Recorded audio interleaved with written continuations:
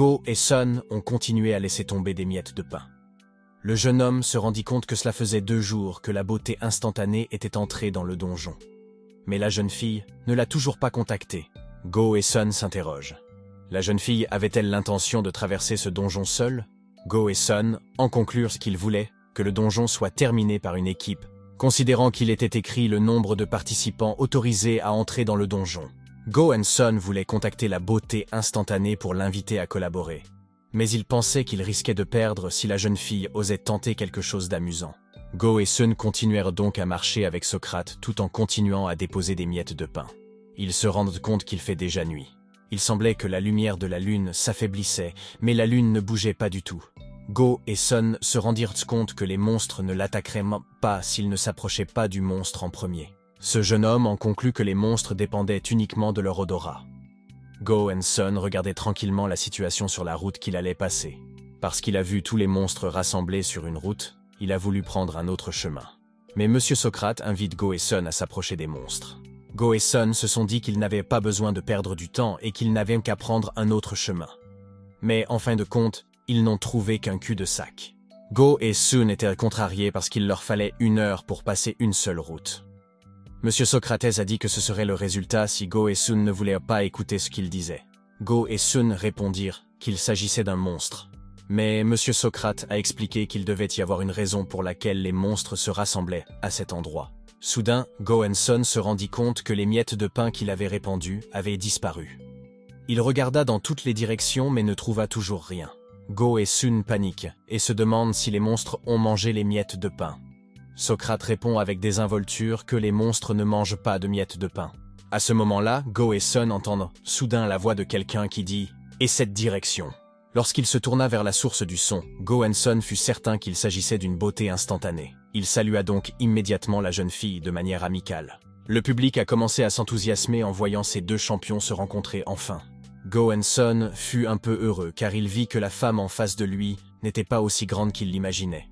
Considérant que la beauté utilisait la spécialité de la force. Ce jeune homme fut également momentanément stupéfait par l'épée à la taille de la belle, qui coûtait jusqu'à 5 ballons.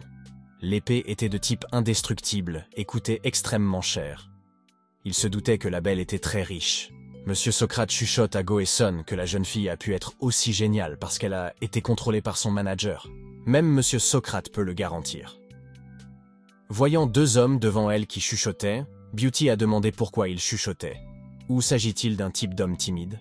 À ce stade, il est clair que Monsieur Socrate n'aime pas la beauté. Il a dit à Go et Sun de demander à la beauté ce qu'il en était des miettes de pain manquantes. Mais avant de parler, ils ouvrent inconsciemment la bouche en même temps. Finalement, la beauté dit à Go et Sun de parler en premier. Go et Sun ont immédiatement demandé si Beauty avait ramassé les miettes de pain tombées et les avait mangées. Beauty s'est immédiatement massé la tête en entendant une telle question. La fille m'a alors expliqué avec véhémence que je ne pouvais pas faire cela, parce que j'avais ramené pas mal de pain des donjons 1-4. Cette fille a demandé grossièrement si Go et Sun pensaient qu'il ressemblait à un pigeon affamé. Le public qui a assisté à l'incident a ri de l'attitude de Go et Sun. Bien sûr, Beauty ne pouvait pas faire ça parce que j'ai assez de ballons pour acheter de la nourriture. Cependant, Go et Sun ont insisté pour dire à Beauty que tout le monde fait des erreurs, mais que si la personne se repent et corrige ses erreurs, alors elle mérite de vivre. Monsieur Socrate est tout à fait d'accord avec la déclaration de Go et Sun. Selon lui, il s'agit de la citation la plus célèbre de l'histoire de l'humanité.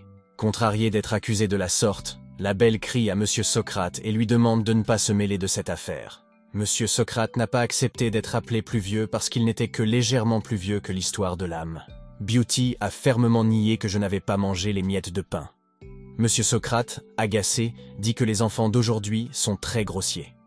Mais Beauty nie à nouveau, disant que c'est parce que Monsieur Socrate est un vieil homme qui n'a que quelques indices. Beauty est très ennuyée et agacée par la situation à laquelle elle doit faire face. C'est alors qu'il se rend compte qu'une petite tortue est confortablement perchée sur l'épaule de Go et Sun. La jeune fille demanda alors à Go et Sun où ils avaient retrouvé la tortue. Go et Sun répondirent mais que la créature n'était pas une tortue ordinaire, mais une tortue mystique. Beauty dit avec irritation que je ne m'intéresse pas aux animaux mystiques. Je veux juste savoir si c'est vrai que ce n'est pas la tortue qui a mangé les miettes de pain. Go et Sun ont défendu la tortue en disant que c'était une créature mystique très secrète et qu'elle ne mangeait pas de miettes de pain, surtout celles qui avaient été laissées tomber. Et même si la petite tortue essaie de le faire, Go et Sun l'en empêcheront à coup sûr. Beauty, qui était déjà en colère, a demandé si Go et Sun voulaient dire que j'étais pire que la petite tortue. La tortue mystique, qui ne l'avait pas accepté, s'en prit immédiatement à Beauty. Cela a surpris la jeune fille qu'une tortue puisse élever la voix contre moi. En plus de cela, la tortue pouvait être encore plus en colère et ardente, comme si elle essayait de me dire des mots durs. Le public a ri du combat entre la belle fille et la tortue mystique. Beauty, qui se sentait vaincue, a demandé à son manager, Queen Bee, de venir immédiatement l'aider. En entendant ce surnom, le vieux Socrate a été immédiatement choqué et a demandé s'il était vrai que la reine B, que la beauté désignait, était la reine B, l'éthique. Beauty est surprise de la réponse de Monsieur Socrate et lui demande « Connaissez-vous le directeur ?» Monsieur Socrate ne se soucie pas vraiment de l'identité de Queen Bee, mais il était ennuyé parce que cette personne avait causé beaucoup d'ennuis ces derniers temps. Il a donc voulu rencontrer en personne la personne dont le surnom était Queen Bee. Go et Sun irritent à nouveau Beauty en disant qu'ils supposent que la fille n'a pas mangé les miettes de pain. Beauty est toujours en colère et dit que c'est un fait. La jeune fille s'est finalement excusée et a retiré tous ses mots, bien que le visage du jeune homme soit toujours aussi agacé. Go et Sun s'est excusé parce qu'il semble que j'ai été impoli, même si c'était la première fois. Beauty répond que ce n'est pas grave tant qu'il le sait, tout va bien. Go et Sun ont alors dit que puisqu'il faut 4 personnes pour ce niveau, ils pourraient vouloir que nous travaillions ensemble pour le terminer. Beauty reste silencieuse pendant un moment avant de finalement dire qu'elle le pense aussi. Go et Sun demandèrent alors s'ils devaient aller ailleurs que là où les monstres morts-vivants se rassemblent. Beauty répondit rapidement par la négative. La jeune fille invita Go et Sun à s'y rendre car il semblait y avoir quelque chose d'important à cet endroit. Socrate a également constaté que Beauty sait ce qu'il faut faire pour choisir le bon chemin. Enfin, Go et Sun invitent Beauty à partir en premier. Lorsqu'ils arrivèrent dans une rue remplie de monstres, ils se rendirent compte que les monstres ne semblaient ni les voir ni les entendre. Go et Sun jetèrent un coup d'œil à la belle et réalisèrent que cette fille n'était pas une personne ordinaire. Ainsi, lorsqu'il a essayé de diviser les adversaires en 4 monstres chacun, Beauty bondit soudain avec son épée et trancha le premier monstre qu'elle rencontra. Go et Sun ont été surpris de voir que quelqu'un était aussi rapide pour attaquer les monstres. Selon lui, les mouvements de Beauty étaient si rapides qu'on aurait dit que la jeune fille venait de se téléporter. Même si elle est dotée d'un beau visage, Beauty semble très agile lorsqu'elle attaque les monstres en face d'elle. La jeune fille n'avait pas l'air mal à l'aise, même si le sang des monstres s'était répandu sur son visage. Parce qu'il ne voulait pas perdre face à Beauty, Go et Sun s'avança immédiatement pour attaquer le monstre après avoir augmenté sa concentration au niveau 3. Go et Sun s'avancent et se débarrassent rapidement du monstre qui vient de derrière Beauty. Le jeune homme dit qu'il entendra plus tard les remerciements de la belle. Mais Beauty répond d'un ton sec que ce n'est que le rêve de Go et Sun. Go et Sun attaquent à nouveau le monstre qui s'approche de lui. Ce jeune homme réussit rapidement à couper plusieurs têtes de monstres qui foncèrent sur lui. Le public voit de plus en plus l'agilité et les prouesses de Go et Sun en matière de combat. Après leur combat, tous deux ont remercié le public, en particulier les téléspectateurs qui ne cessent d'offrir des cadeaux. Go et Sun fut surpris de trouver une boîte en bois portant un symbole de tête de taureau. Il soupçonna qu'il s'agissait de l'objet que les monstres morts-vivants protégeaient. Beauty demande à Go et Sun d'ouvrir immédiatement la boîte. Lorsque la boîte en bois a été ouverte, elle contenait un ancien parchemin qui s'est avéré être une carte du labyrinthe. Mais le système a averti que si la carte était ouverte, elle attirerait de l'énergie qui pousserait les monstres à les attaquer immédiatement. Go et Sun voulurent ouvrir la carte, mais Beauty l'arrêta et lui rappela que si la carte était ouverte, les monstres viendraient immédiatement. Finalement, Go et Sun décidèrent de garder la carte et de réfléchir d'abord à la façon d'éviter le monstre. Beauty a dit qu'ils devaient d'abord acheter de l'eau bénite pour détruire le monstre, alors Go et Sun ont dû le faire immédiatement. Go et Sun sourit et demande à Beauty combien de bouteilles d'eau bénite elle a. La jeune fille répond qu'elle en a encore 5. Go et Sun dit alors qu'il va se débarrasser de tous les monstres, mais en échange, ils doivent partager l'eau bénite. Go et Sun expliqua qu'il n'avait pas assez d'eau. Beauty s'étonne que le jeune homme boive de l'eau bénite comme de l'eau ordinaire. Go et Sun ont ignoré la question de Beauty et lui ont demandé s'ils étaient d'accord. Beauty se doute que le jeune homme en face d'elle n'a pas assez de ballons pour acheter de l'eau potable. Finalement, Beauty a accepté un échange entre eux. Après cela, Go et Sun ont immédiatement placé la tortue mystique sur le sol, de sorte que la tortue s'est empressée de s'enfuir. libéra de la lumière par sa bouche et se débarrassa des monstres morts vivants. Beauty vient de réaliser que la tortue n'était pas n'importe quelle tortue. Go et Sun expliquent moi que la tortue est une créature mythique qui descend directement de la célèbre tortue noire. Cette fois-ci, la tortue a même réussi à s'en débarrasser plus rapidement qu'auparavant. Les spectateurs étaient même stupéfaits de voir qu'une si petite tortue pouvait se débarrasser d'autant de monstres morts-vivants en si peu de temps. Jusqu'à ce qu'il ne reste plus qu'un seul monstre. Go et Sun pensent que les monstres ont un très bon sens de l'odorat, mais il ne comprend toujours pas comment les monstres peuvent attaquer avec autant de précision dans la bonne direction. Pour effectuer un test, Go et Sun empêche sa tortue de se débarrasser du dernier monstre.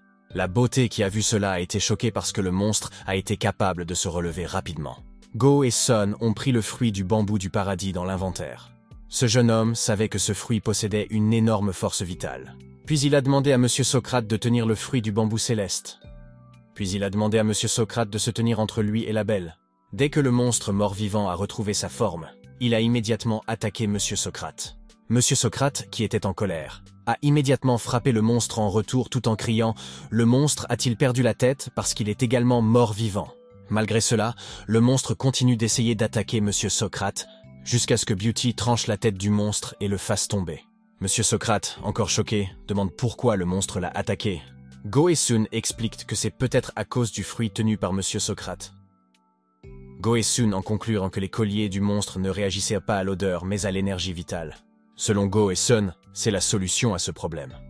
C'était un moyen de distraire les monstres pendant qu'ils lisaient la carte. Monsieur Socrate a demandé si Go et Sun voulaient lui demander de tenir l'objet pour attirer les monstres. Monsieur Socrate ne comprenait pas pourquoi Go et Sun jetèrent quelque chose d'aussi précieux que ce fruit. Go et Sun expliquant que Monsieur Socrate n'a qu'à manger un peu du fruit et à courir pendant un certain temps, jusqu'à ce que sa force vitale s'épuise. Selon lui, il s'agit d'un plan parfait. Go et Sun vont donc ouvrir la carte et la lire. Lorsque les monstres apparaissent, Monsieur Socrate les attire pendant que lui et Beauty s'échappent. Ensuite, lorsque tout sera en sécurité et que la force vitale sera épuisée, Monsieur Socrate pourra revenir avec eux. Mais soudain, Monsieur Socrate a dit qu'il ne voulait pas faire cela. Bien sûr, c'était très surprenant pour Beauty et Go et Sun. Ils ont tous deux demandé pourquoi Monsieur Socrate ne voulait pas le faire. Monsieur Socrate a demandé à Beauty pourquoi ce n'était pas le manager de la fille qui jouait. Pourquoi doit-il être celui qui court partout? Monsieur Socrate a demandé à Beauty d'inviter immédiatement son manager à sortir et à se joindre à eux. Go et Sun sont également d'accord. Finalement, la belle a demandé à son manager de partir immédiatement, sinon elle se sentirait très mal. Enfin, un éclair de lumière bleue apparut devant eux. Monsieur Socrate a été le premier à réagir et a semblé très surpris de voir la silhouette du directeur de Beauty. Le personnage et les vêtements anciens marchent en disant qu'il y a assez longtemps que lui et son professeur Monsieur Socrate se sont rencontrés. Le responsable de la beauté était un élève de Monsieur Socrate, nommé Platon. Monsieur Socrate et Platon se saluent alors qu'ils ne se sont pas vus depuis longtemps. Mais le public a été agacé par leur jeu et a déclaré que ce n'était pas important pour l'instant. Beauty elle-même a été choquée de découvrir que la personne qui l'avait soutenue était Monsieur Platon. Socrate dit qu'il n'a pas vu son élève récemment, et il lui demande donc quelles sont les bêtises ou les ennuis qu'il a commis. Ou bien l'élève se cachait-il parce qu'il était trop gêné pour le rencontrer? Agacé d'être critiqué de la sorte, Monsieur Platon a déclaré que c'est ce qu'il aurait dû demander. Que fait l'enseignant ici? Monsieur Socrate a répondu que c'était son petit hobby. Alors Monsieur Platon a dit que c'était aussi son petit hobby. En entendant la réponse de Platon, Monsieur Socrate a immédiatement demandé s'il pouvait demander à une banderoleuse de travailler dans les escaliers en guise de passe-temps. Monsieur Platon a immédiatement paniqué et a demandé nerveusement comment son professeur était au courant. Le public a ri de joie en voyant l'interaction entre les élèves et le professeur. Il trouve très drôle de voir des Occidentaux se disputer avec des Coréens. Ils ne s'attendaient pas non plus à ce que Monsieur Platon aime les femmes comme ça. Ils ont représenté une figure d'arbre de plateau très royale et mélancolique chez une femme. Beauty est contrariée et dit qu'elle est très déçue par son manager, car il s'est trompé lui-même alors que Monsieur Platon est un personnage très célèbre. Voyant Beauty en colère, Monsieur Platon a immédiatement expliqué que tout cela n'était qu'un passé sans importance. En bas, elle est une reine des abeilles fiable. Avant que Monsieur Woodpecker n'ait fini de parler, il a été frappé par son professeur. Beauty leur demanda d'arrêter immédiatement cette réunion compliquée et de choisir immédiatement qui devait courir pour attraper les morts vivants. La décision a été prise lorsque nous avons découvert que votre manager était mon élève. Alors, sans plus attendre, Monsieur Socrate a immédiatement demandé à son élève, Platon, de se présenter. Comme je déteste courir, je vais vous interrompre un moment. Monsieur Socrate leur a demandé de se concentrer et de comprendre attentivement chaque carte prévue. Avant d'ouvrir la carte, le fils de Gawain semble hésiter et dit qu'il ne sait pas combien de temps il pourra ouvrir la carte. Beauty a demandé à ce jeune homme de se calmer et d'ouvrir la carte. Lorsque la carte a finalement été ouverte, ils ont regardé tous les plans et se sont rendus compte que la carte était très compliquée. Le système a signalé que 73 monstres approchaient dans les 20 secondes. Cette notification a rendu le fils de Gawain fou. Il a dû mémoriser rapidement les sorties. Le système est réapparu et a notifié que 1033 monstres approchaient dans les 10 secondes. Les notifications du système étaient si ennuyeuses que le fils de Monsieur Gawain ne pouvait plus se concentrer sur la mémorisation de tous les plans de la carte. Beauty demande soudain au fils de Gawain de fermer la carte. Comme elle se souvient déjà de tout, il vaut mieux fermer maintenant, surtout que les monstres sont tout près d'eux. Après la fermeture de la carte par le fils de Gawain, elle a immédiatement demandé à Monsieur Platon de manger le fruit du bambou céleste. Monsieur Platon a rapidement mangé le fruit en une seule gorgée. Puis il s'est éloigné d'eux en courant le plus possible, en disant qu'il se reverrait plus tard. Monsieur Platon a compris qu'il le battrait à plate couture s'il était attrapé. Alors qu'il fuyait des milliers de monstres, Monsieur Platon a déclaré que c'était très ennuyeux et qu'il attendrait l'occasion de rendre l'appareil à son professeur. Le fils de Gawain s'étonne que tous les monstres suivent immédiatement Monsieur Platon. Mais Beauty lui demanda aussitôt de courir pour ne pas perdre plus de temps. Ils tournent à gauche ou à droite selon les instructions de la beauté. Ils courent vite comme s'ils devaient gagner du temps. Enfin, le fils de Gawain a vu le point d'exclamation qu'il avait vu à la fin de la carte. Beauty dit qu'ils n'ont qu'à tourner à droite une dernière fois, car après avoir vu le point d'exclamation, ils n'ont plus qu'à aller tout droit jusqu'à ce qu'ils voient à nouveau la pierre hexagonale. Puis, ensemble, ils sautèrent sur le rocher hexagonal. Le système apparut et annonça qu'il s'agissait de l'endroit qui menait à la salle d'attente du donjon 1 et de ses 5. Ils ne pouvaient plus revenir en arrière une fois qu'ils avaient atteint cet endroit. Le fils de Monsieur Gawain a été choqué de constater qu'il s'agissait de la salle d'attente et non de la sortie. Voyant l'expression du fils de Gawain, Beauty est surpris et lui demande s'il s'est trompé. Le fils de Gawain a déclaré que Beauty avait essayé d'obtenir la première place en arrivant plus d'un pas en avance. Beauty a immédiatement démenti en disant qu'elle ne l'avait pas fait exprès. Le fils de Gawain, le visage crispé, dit qu'on ne peut pas faire confiance aux humains. Mais Beauty tente toujours d'expliquer qu'elle ne l'a pas fait exprès. Le fils de Gawain fut à nouveau choqué lorsqu'il réalisa que les épices à pain qu'il avait laissées avant de venir sur place avaient à nouveau complètement disparu. Beauty, qui ne comprend pas, demande ce que cela signifie. Le fils de Gawain soupçonne que l'endroit est symétrique. Le fils de Gawain explique à la belle qu'il faut tracer une petite ligne sur la carte pour indiquer leur emplacement. Le fils de Gawain a expliqué qu'en raison de la symétrie de la carte, les entrées et les sorties pouvaient être modifiées secrètement à l'insu des participants. Beauty a été choqué et a dit qu'il s'agissait d'une tricherie. Le fils de Gawain s'est alors souvenu que c'était l'endroit où ils étaient venus pour la première fois. Monsieur Socrate sort du corps du fils de Gawain et fait l'éloge du jeune homme qu'il trouve génial d'avoir pu réaliser très vite l'étrangeté du labyrinthe. Le fils de Gawain, qui s'est rendu compte que Monsieur Socrate savait tout, s'est énervé parce que le vieil homme ne leur a pas dit cette information. Le vieil homme a répondu qu'il n'avait pas le droit de dévoiler des spoilers. Monsieur Socrate a également déclaré que révéler des spoilers aussi importants était un crime grave. Le fils de Gawain soupçonne également que c'est la raison pour laquelle Monsieur Socrate a possédé son corps afin de ne pas avoir à fuir. Monsieur Socrate a l'air très innocent lorsqu'il dit qu'il déteste courir sans but. Le public a ri du comportement étrange et agaçant de Ryan Socrate. Le fils de Gawain demande à Beauty s'ils devraient courir à nouveau là-bas. Beauty répond qu'ils peuvent le faire car elle connaît déjà la carte par cœur. Cependant, même s'ils partaient, cela ne servirait à rien si l'entrée et la sortie étaient à nouveau interverties. Le fils de Gawain le confirme. Soudain, un système sonore puissant les avertit qu'ils ne doivent pas rester trop longtemps dans la salle de repos. Les deux tourtereaux ont paniqué en entendant cela. D'autant plus que le système indique qu'une grande épidémie commence à s'énerver. Le fils de Gawain ne sait pas ce que signifie la grande épidémie. Le système a ajouté l'information selon laquelle le clair de lune devenait plus faible, pour que les monstres puissent se déplacer plus librement. S'ils veulent survivre, ils doivent courir jusqu'au trou situé au milieu du labyrinthe. Le fils de Gawain était tellement paniqué qu'il ne comprenait pas de quoi parlait le système, mais ce dernier expliquait tout de même que le grand spectre avait repris vie. À ce moment précis, un énorme monstre mort-vivant apparut devant eux. Le monstre était plus grand qu'une montagne et couvrait presque le ciel.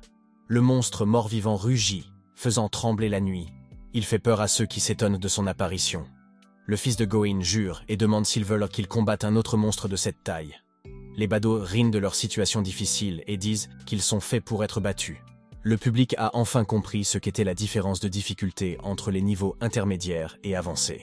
Beauté et Morsure entrent en scène en chantant pour courir en premier. Le jeune homme demande où il a couru. Socrate demande si le fils de Gawain n'a pas entendu plus tôt l'annonce selon laquelle il devait courir autour du labyrinthe jusqu'au champ situé au milieu du labyrinthe pour survivre. Le vieil homme touche l'épaule du fils de Gawain et lui dit que si le jeune homme s'enfuit à nouveau, il montera à nouveau sur son corps. Le public a rappelé au fils de Gawain de respecter ses aînés et de ne pas se disputer avec Monsieur Socrate qui voulait simplement se promener sur son corps. Après avoir pris Monsieur Socrate en stop, ils coururent, tous les deux, aussi fort que possible, vers le centre du labyrinthe. Ils couraient aussi fort qu'ils le pouvaient, car les monstres morts-vivants commençaient à les poursuivre. Lorsqu'ils atteignirent enfin le centre du labyrinthe, ils avaient l'air complètement épuisés. Le fils de Gawain s'est même plaint et a dit qu'il était très fatigué. Le jeune homme a également remarqué que la lumière de la lune semblait plus forte. Le fils de Gawain s'est alors rendu compte que la lune au-dessus d'eux devait être plus petite, comme lorsqu'ils étaient à l'entrée. Beauty a également remarqué la bizarrerie. Monsieur Socrate sortit du corps du fils de Gawain et demanda « Le jeune homme ne s'est-il pas rendu compte de quelque chose ?» Le fils de Gawain a regardé les monstres et s'est rendu compte qu'il ne pouvait pas entrer dans la zone du cercle central. Enfin, le fils de Gawain comprit à nouveau quelque chose. Il sourit joyeusement en réalisant que des 10 symboles de la philosophie de la longévité, le thème de ce niveau était la lune. Le public a été surpris que le fils de Gawain pense encore que cela avait quelque chose à voir avec les 10 symboles de longévité. Mais ils étaient surpris parce que les allégations du fils de Gawain étaient toutes vraies jusqu'à présent. Le fils de Gawain a dit que le système leur avait dit que les monstres pourraient se déplacer lorsque la lune serait plus faible. Et les monstres ne pouvaient pas s'approcher de leur zone parce que la lumière de la lune était très brillante à cet endroit. Cependant, il ne s'agit pas d'une vraie lune. C'est une fausse lune, dont la forme ne changera pas avec le temps. La beauté comprend enfin. Mais même ainsi, il est surpris car même si la forme de la lune n'a pas changé, la lumière de la lune devient plus faible. Le fils de Gawain en conclut que c'est parce que la lune grossit. Voyant le grand monstre devant elle, Beauty commença à avoir peur et demanda au fils de Gawain ce qu'il devait faire. Le fils de Gawain a répondu qu'il semblait qu'il n'y avait pas d'autre solution pour eux. Mais le fils de Gawain a ensuite dit qu'il semblait avoir trouvé une solution. Le fils de Gawain explique à Beauty que le clair de lune qui sort du cercle au-dessus d'eux s'affaiblit à cause de quelque chose. Ils ont pu conclure que cette situation était identique à celle de la lune, qui est comme une ampoule électrique recouverte d'un dos en polyester. Beauty en conclut qu'il est possible de rendre la lune plus brillante en réduisant le polyester. Le fils de Gawain le confirme immédiatement. Soudain, Beauty est tapé par les tentacules du plus grand monstre mort-vivant. Ils paniquent tous les deux, et le fils de Gawain tend la main, espérant tenir Beauty, mais c'est trop léger. Beauty tente de poignarder le monstre abattu qui l'attrape en demandant à être libéré. Finalement, les tentacules lâchèrent Beauty. Mais du coup, la jeune fille s'écroula lourdement sur le sol. Le fils de Gawain demande si la jeune fille va bien, mais Beauty ne peut plus répondre. Le public espère que l'âme de la jeune fille repose en paix. La plupart des spectateurs ont maudit le monstre qui a blessé Beauty en premier. Le public pensait que le fils de Gawain et la belle allaient mourir maintenant. Le fils de Gawain pensait qu'il n'était pas logique qu'il tue d'abord le monstre. Mais il avait pensé à la solution inverse. Le fils de Gawain dit qu'il va atteindre sa lune. Alors ce jeune homme lança immédiatement sa lance vers la lune avec toute sa force.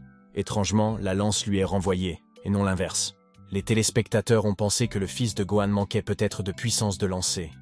Ils ont paniqué parce que la lumière de la lune devenait de plus en plus faible. Alors que le public commençait à désespérer et pensait à prendre congé, le fils de Gawain s'est approché de Monsieur Socrate avec un visage séduisant. Monsieur Socrate a immédiatement compris que le fils de Gawain voulait qu'il lui achète une lance en adamantine renforcée. Le fils de Gawain a dit que seul Monsieur Socrate pouvait acheter la lance pour lui-même. Mais Monsieur Socrate a continué à dire qu'il n'était pas quelqu'un qui lançait toujours des ballons pour la charité. Monsieur Socrate a déclaré qu'il ne donnerait au fils de Gawain des ballons en tissu que si le grand Monsieur PS pouvait l'impressionner avec ses idées. Malheureusement, quelqu'un mourrait s'il ne parvenait pas à s'échapper de ce donjon. Le fils de Gawain ne savait plus où donner de la tête. Il n'avait d'autre choix que d'étonner d'abord Monsieur Socrate. Le jeune homme lança donc immédiatement sa lance aussi fort qu'il le pouvait vers le gros monstre qui se trouvait devant eux. La lance a en effet réussi à briser les tentacules du monstre. Mais la lance de diamant se brisa immédiatement en heurtant le visage du monstre, qui était recouvert d'un étrange tissu. Le public s'attendait déjà à ce que le fils de Gawain échoue. vu que le monstre géant mort-vivant avait l'air si fort. Furieux que le fils de Gwyn ait été attaqué, le monstre géant a immédiatement dirigé ses tentacules vers le fils de Gwyn pour l'attaquer à son tour. Heureusement, le jeune homme réussit à esquiver à temps. À ce moment-là, le fils de Gawain vit l'épée solide et coûteuse de Beauty. Sans réfléchir, le fils de Gawain prit immédiatement l'épée pour attaquer le monstre. D'un seul coup d'épée, le fils de Gawain réussit à couper plusieurs tentacules du monstre. Le monstre géant rugit alors encore plus furieusement. Mais cette fois, le fils de Gawain n'avait pas peur. Tout en tenant fermement la poignée de l'épée, le fils de Gawain dit qu'il fera de son mieux. Le fils de Gawain a l'air très concentré alors qu'il active son pouvoir de concentration pour combattre le puissant monstre qui se trouve devant lui. Le fils de Gawain courut attaquer le monstre tout en pensant que chaque monstre devait avoir un point faible. Il poignardait donc le monstre et le blessait en pleine poitrine. Mais le monstre ne reste pas silencieux. Il a de nouveau attaqué le fils de Gawain avec ses tentacules. Le fils de Gawain a réussi à éviter l'attaque en sautant assez haut. Il a également coupé immédiatement tous les tentacules qui s'approchèrent de lui. Le fils de Gawain pensait qu'il n'avait qu'à passer les tentacules. Mais soudain, plusieurs tentacules apparurent et l'attaquèrent depuis le sous-sol. Les tentacules ont soulevé le corps du fils de Gawain en hauteur, puis l'ont projeté très violemment au sol. Le fils de Gawain grogne intérieurement parce qu'il ne peut pas sentir l'apparition des tentacules, même s'il est très concentré. Le fils de Gawain est tombé si violemment sur le sol qu'il a vomi du sang. Ensuite, le corps du fils de Gawain a été soulevé à nouveau et jeté au sol. Le public commence à désespérer et pense que le jeune homme ne pourra plus survivre. Ils pensent que le fils de Gawain ne peut plus rien faire. Le fils de Gawain est lancé jusqu'à ce qu'il atteigne le côté du corps de Beauty. Le public voit les deux tourtereaux gisant ensemble, impuissants, comme si c'était la fin parfaite de l'histoire. Le public commence à s'inquiéter car ils ne bougent plus. Pendant ce temps, le clair de lune s'assombrissait, indiquant qu'il ne leur restait plus beaucoup de temps. Lorsque l'état du fils de Gawain était critique, son cœur a soudain battu très vite, parce qu'il était activé par le niveau 1 de la compétence « Ne jamais abandonner ». Le corps du fils de Gawain a été secoué, et il s'est immédiatement relevé en bonne condition. Toute la douleur due à la blessure sur le corps du fils de Gawain disparut immédiatement grâce à cette compétence. Toutes ces statistiques physiques ont été multipliées par 2 pendant seulement 3 minutes. Le public est étonné de voir le fils de Gawain renaître à nouveau. Il se demande si les choses vont devenir encore plus intéressantes. Le fils de Gawain regarda le monstre devant lui et réalisa que même s'il avait obtenu la capacité inflexible, il ne pouvait toujours pas vaincre le monstre avec seulement 2 augmentations de statut. Le fils de Gawain s'est rendu compte qu'il avait désormais le choix de cibler ce moi. Alors que le fils de Gawain est occupé à réfléchir, les tentacules du monstre recommencent à l'attaquer. Le jeune homme les taillada rapidement jusqu'à ce qu'elles soient à nouveau coupées. Le monstre rugit encore plus furieusement, mais le fils de Gawain était encore occupé à réfléchir à la façon d'atteindre ce moi, car il s'est rendu compte qu'il ne pouvait pas lancer l'épée de Beauty. Le fils de Gawain se tourne vers le maître Socrate, le suppliant une fois de plus de l'aider. Mais Monsieur Socrate a dit que le fils de Gawain ne cessait de l'importuner sans raison. En entendant cela, le fils de Gawain tomba à genoux. Il s'est rendu compte qu'il ne pourrait pas éviter la mort en continuant ainsi. Alors qu'il était très désespéré, le fils de Gawain a soudain reçu un cadeau. Il était confus et demanda dans son cœur qui lui avait fait ce cadeau. Lorsqu'il l'a ouvert, il s'est avéré que la belle lui avait offert un cadeau de 1200 ballons. Cette fois, le ballon du fils de Gawain atteignit 16,0. C'était une somme suffisante pour acheter la lance qu'il voulait. Le fils de Gawain se retourne pour regarder le corps de Beauty, qui est toujours allongé de façon hebdomadaire. La jeune fille a immédiatement montré son pouce au fils de Gawain. Puis, lentement, Beauty s'est réveillé et a dit qu'il devait terminer le donjon même s'il devait se battre jusqu'à la mort. Le fils de Gawain n'a plus que 30 secondes pour désactiver sa compétence de volonté inébranlable. Il aide Beauty à se relever et la jeune fille demande à récupérer son épée. Beauty choisit de retenir le grand monstre pour que le fils de Gawain puisse se concentrer sur le lancer de sa lance. Avec agilité et une rapidité fulgurante, Beauty coupa chaque tentacule du monstre qui s'avançait vers eux. Après avoir confié le reste à Beauty, le fils de Gawain acheta immédiatement une lance en cristal d'adamantine renforcée. La lance brillait d'un éclat doré et paraissait extrêmement magnifique. Le système expliquait que la lance possédait la meilleure qualité de perles d'adamantine et 14 niveaux d'attaque. La lance inflige également 10% de dégâts de destruction lors de l'attaque. Le fils de Gawain a immédiatement couru avec la lance vers le monstre. Cela choque Beauty et le public. Le fils de Gawain continua à courir vers le monstre géant, même si celui-ci essayait de le retenir avec ses énormes bras. Le fils de Gawain a réussi à éviter l'attaque du monstre et a continué à grimper sur le corps du monstre à l'aide de ses bras. Le monstre tente à nouveau d'attraper le fils de Gohan avec son autre bras, mais le jeune homme parvient à l'esquiver et continue à grimper. Après avoir atteint l'épaule du monstre, le fils de Gohan prit position et sauta aussi haut qu'il le put. Ensuite, il lança sa lance aussi fort qu'il le pouvait. Beauty comprend alors que le fils de Gohan a délibérément escaladé le monstre pour réduire la distance qui le sépare de la Lune. Tout le monde fut stupéfait de voir que la grande lance avait réussi à s'enfoncer dans la Lune, puis à faire craquer et se briser ce qui la recouvrait.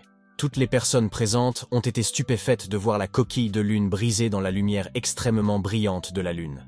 Un spectateur confus a demandé pourquoi il y avait une Lune à l'intérieur de la Lune. Un autre spectateur a expliqué que seule la coquille de la Lune avait été détruite. La Lune s'obscurcit parce que la coquille est trop épaisse.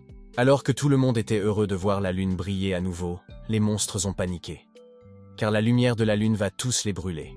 Pendant ce temps, le fils de Gohan a réussi à atterrir en toute sécurité sur le sol. Il a vu même des monstres morts-vivants géants fondre sous l'intensité de la lumière de la Lune. Soudain, la tortue mystique posée sur l'épaule du fils de Gohan a poussé un cri en regardant le grand monstre. Comme s'il avait compris ce que voulait sa tortue de compagnie, le fils de Gohan a immédiatement posé la créature mystique et lui a dit de manger tout ce qu'elle voyait. La petite tortue ouvrit immédiatement la bouche et aspira lentement les restes du monstre mort-vivant géant. Après la disparition du monstre, le système est apparu et a notifié que le fils de Gohan avait réussi à vaincre le donjon 1-5. Le système a également indiqué que la jeune tortue spirituelle du fils de Gohan avait rempli les conditions nutritionnelles requises pour passer au niveau supérieur, de sorte que la jeune tortue spirituelle pouvait désormais évoluer vers le niveau avancé. Mais le système absorberait toujours toute l'essence de l'âme pour augmenter les statistiques physiques. Et le fils de Gohan a droit au prix de la pierre d'âme du diable. Mais le jeune homme est stupéfait de réaliser que son essence d'âme sera absorbée. Il s'est rendu compte qu'il mourrait quand même, quelle que soit la force avec laquelle il se battait. Mais le jeune homme était heureux car le combat était très excitant et amusant. Le public a apprécié le dernier combat du fils de Gohan. Ils étaient impatients de rencontrer ce jeune homme en personne. Mais soudain, le fils de Gohan se rendit compte de quelque chose. Il sortit immédiatement un fruit de bambou céleste de son inventaire et le mâcha rapidement.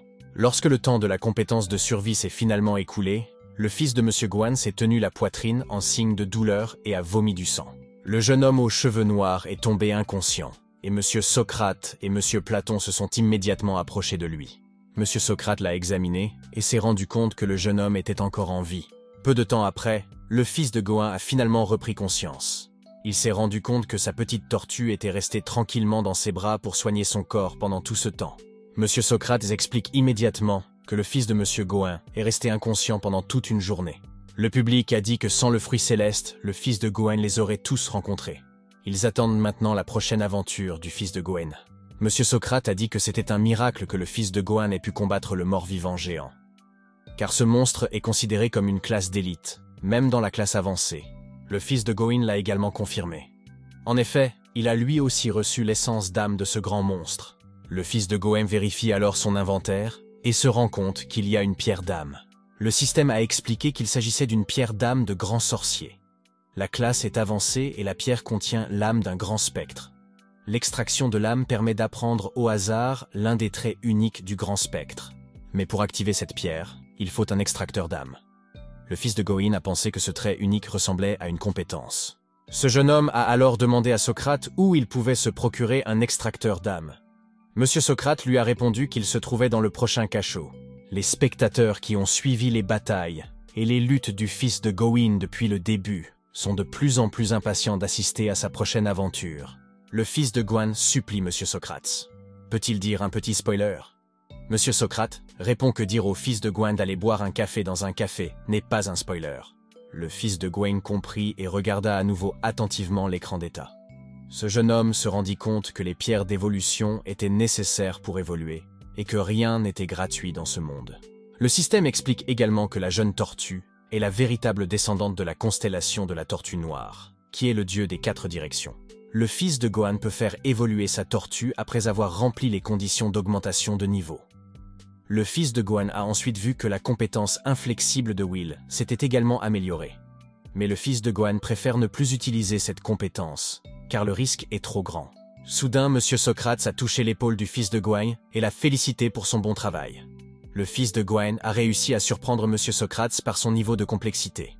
Le fils de Gohan s'est tapoté le visage et a eu l'air de regretter de n'avoir qu'une seule vie. Le fils de Gawain demanda alors où était la belle. Il a deviné que la beauté avait dû aller dans le donjon suivant après avoir nettoyé ce donjon. Cependant, M. Socrates a déclaré que la fille attendait toujours le fils de Gawain à la sortie. Beauty dit qu'elle se sent gênée de passer en premier lorsque quelqu'un est inconscient.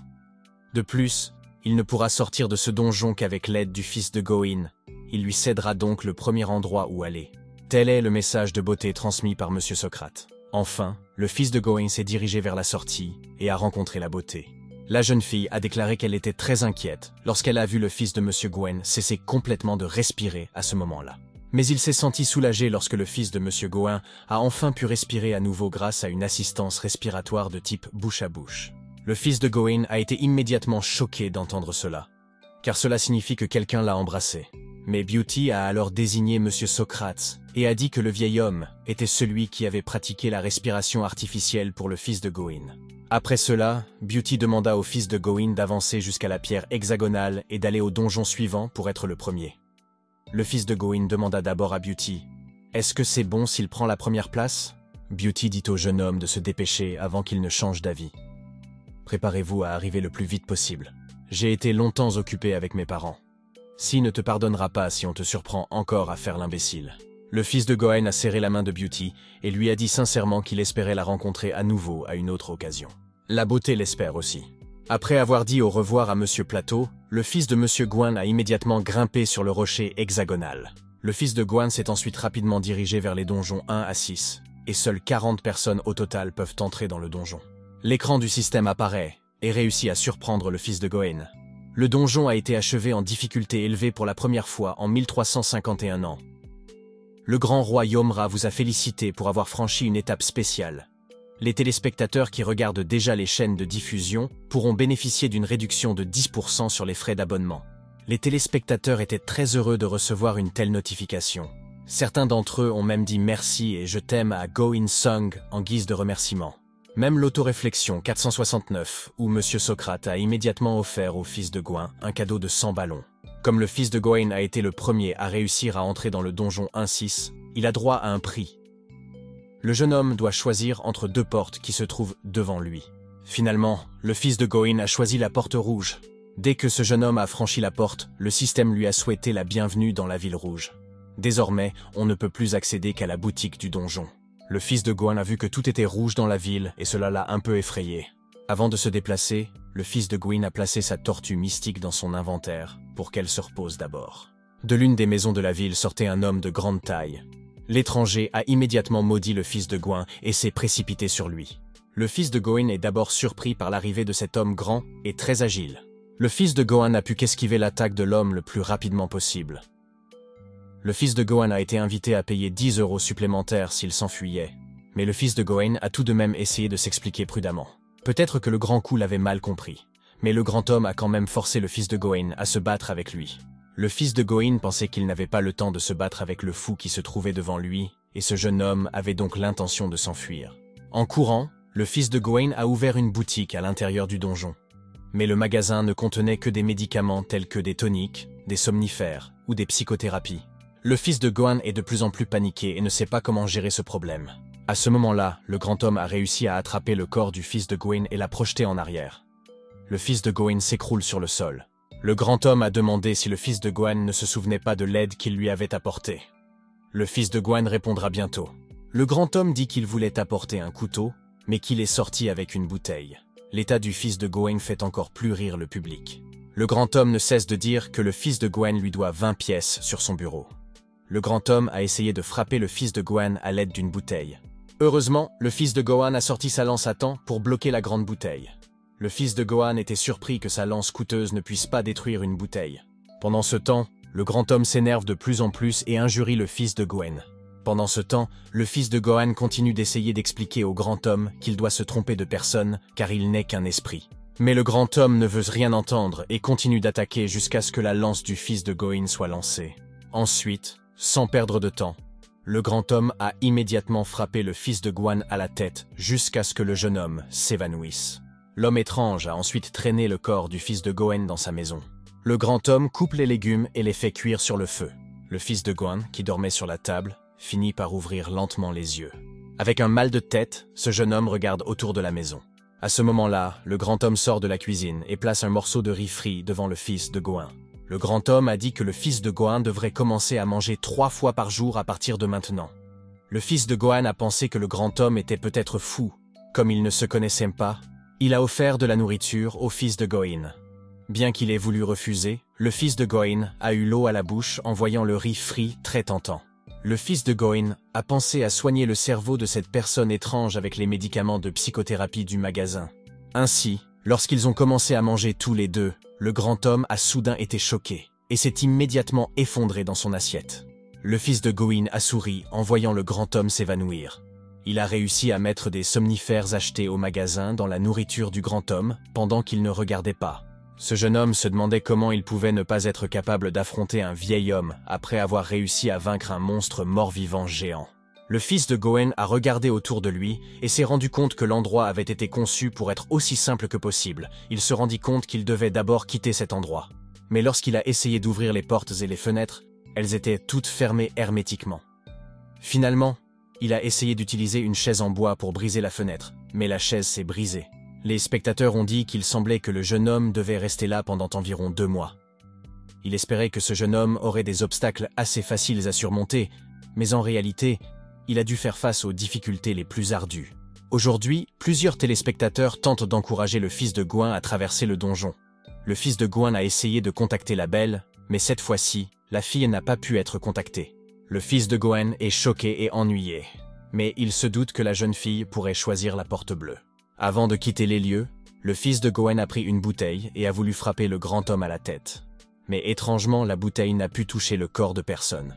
Le système apparaît et notifie que la protection du clan a été activée. Le fils de Gohan est perplexe car c'est la première fois qu'il entend parler de la protection des clans, mais il ne voulait pas abandonner et continuait à essayer de frapper le corps du grand homme avec la bouteille de bière qu'il tenait. Le fils de Gohan a même soupçonné qu'un sort était peut-être en train d'être lu sur la bouteille. Il prit donc la plaque de verre et s'apprêtait à frapper à nouveau le grand homme quand soudain le système revint et lui dit que la plaque était un extracteur d'âme. Le système l'informa que le fils de Gohan n'avait qu'à placer la pierre de sol sur la plaque pour démontrer son habileté à extraire des âmes. Avec un grand sourire, le fils de Gohan a immédiatement pris la pierre unique et a placé la pierre rose dans une assiette. Rapidement, une lumière jaillit et l'unique pierre est extraite. On a demandé au fils de Gohan de vérifier l'état des fenêtres. Il s'avère qu'à l'heure actuelle, la fenêtre indique les capacités de la pierre.